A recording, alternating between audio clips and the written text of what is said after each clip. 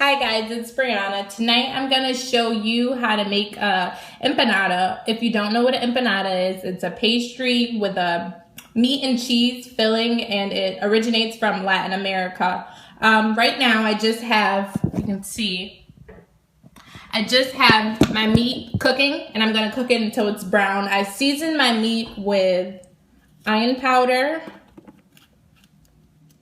garlic powder, adobo, and Sazon.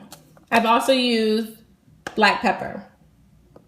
Adobo and Sazon, you can find this in the ethnic food aisle in Hannaford.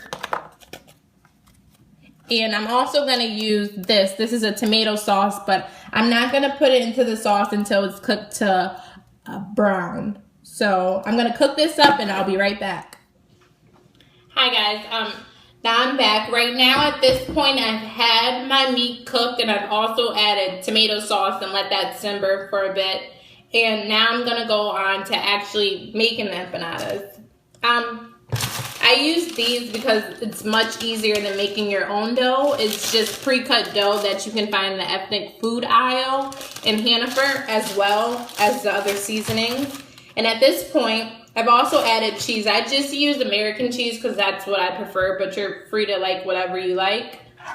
But at this point, I just grab some of the meat. I use a measuring cup and I fill it up about halfway, and then put 1 scoopful right in the middle. You don't want to do too much because you're actually going to end up having to fold this over. So I fold it up like this. See, some of the sauce is coming out. I put a little too much. I don't know if you can see. Okay. And now I'm going to take my fork and close the edges up with a fork. Just like this. And at this point too as well, you should have your oil on, because these have to be fried after this. Frying is the next step. And I have it on medium right now. So I'm gonna go ahead and close these up, and then I'll be back.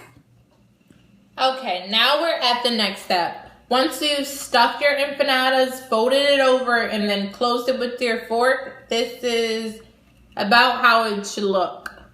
And I want you to see. Right now, I just have the grease cooking, and I'm gonna put the empanada in and cook it till a golden brown on both sides. This takes about maybe 1 minute and 30 seconds at the most. And again, I just have my heat on medium because I don't want it to get too hot. And then once I've completed this, I'll be back.